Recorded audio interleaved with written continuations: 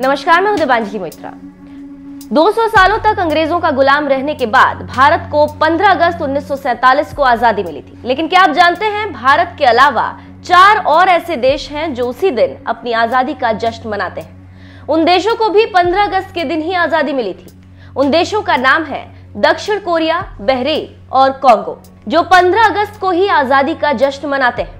दक्षिण कोरिया ने जापान से 15 अगस्त 1945 को, बहरीन ने ब्रिटेन से 15 अगस्त 1971 को और कांगो ने फ्रांस से 15 अगस्त 1960, लिechtenstein ने 15 अगस्त 1966 को जर्मनी से आजादी हासिल की थी।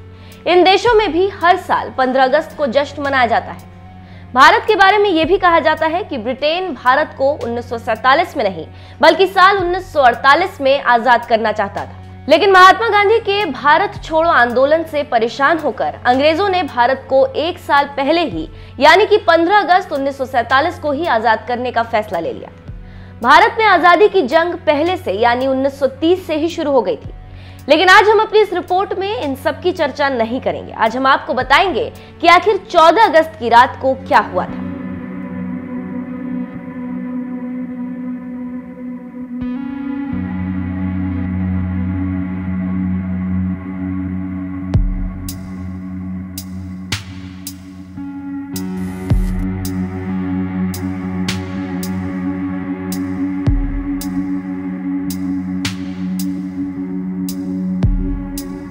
जब भारत के लोग गुलामी की जंजीरों को तोड़कर एक नए भारत की तकदीर लिख रहे थे, जिससे भारत का इतिहास, भूगोल और वर्तमान की सोच को बदलने वाला था। जी हाँ, वो रात थी 14 अगस्त 1947 की रात, यानी कि आजादी की रात।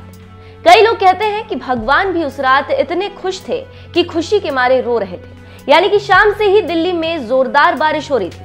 लेकिन दिल्ली के रायसीना हिल्स पर बारिश की परवाह किए बगैर लगभग 5 लाख से ज्यादा लोग मौजूद थे और आजादी के दीवाने टस से मस नहीं हो रहे थे। रात को 9 से 10 के बीच सरदार वल्लभ भाई Patel, Pandit Jawaharlal Nehru, doctor Rajendra Prasad, Lord Mountbatten viceroy house पहुंचे। तब 14 अगस्त 1947 की रात को 12 बजने में कुछ पल बचे थे। इसी बीच पंडित नेहरू ने अपनी बात रखते हुए कहा कि हमने नियति को मिलने का एक वचन दिया था और अब समय आ गया है कि हम अपने वचन को निभाएं। पूरी तरह ना सही, लेकिन बहुत हद तक। आज रात 12 बजे जब सारी दुनिया सो रही होगी, भारत जीवन और स्वतंत्रता की नई सुबह के साथ उठेगा।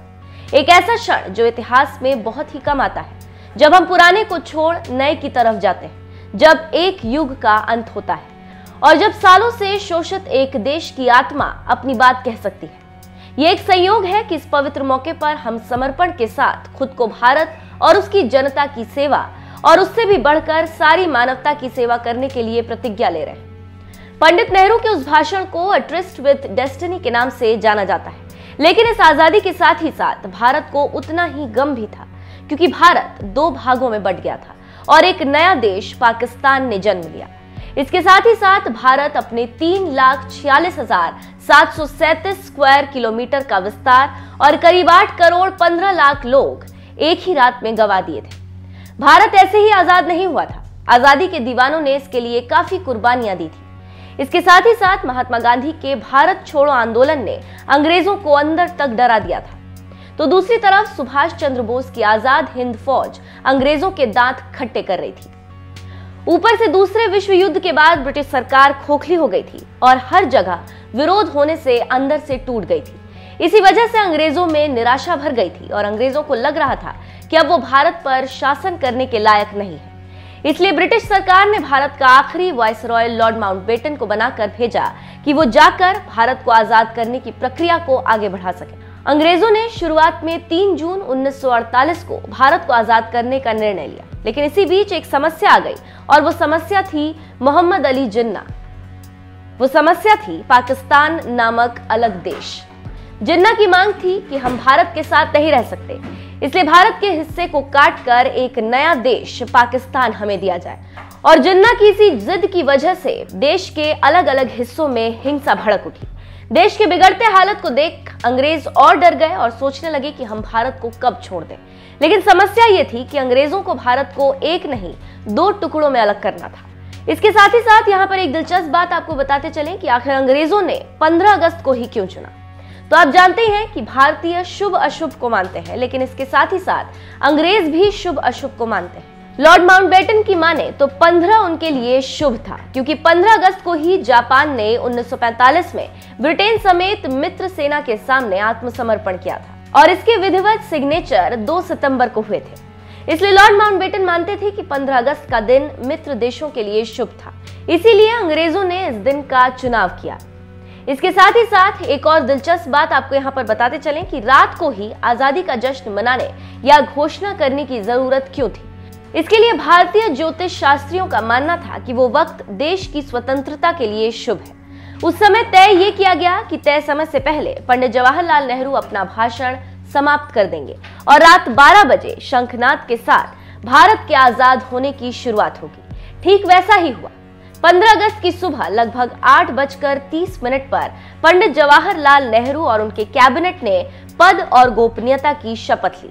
यहाँ पर एक रहस्यमयी बात बताते चलें कि रात को लगातार बारिश के बाद सुबह बारिश बंद थी और आसमान पूरा साफ था।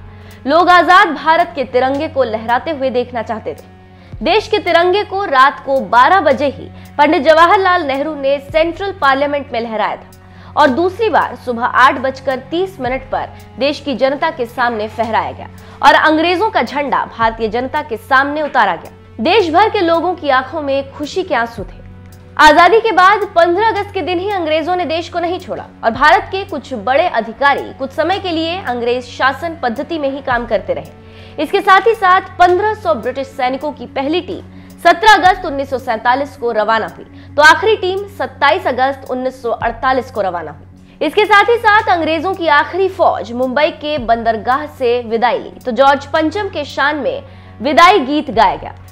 क्योंकि हम अतिथि देवो भव में विश्वास रखते हैं और ये आज भी जारी है, तो ये है हमारी शान। हम दुश्मन को भी सम्मान से विदाई देते हैं। तो ये है भारत की 14-15 तारीख की कहानी का सार।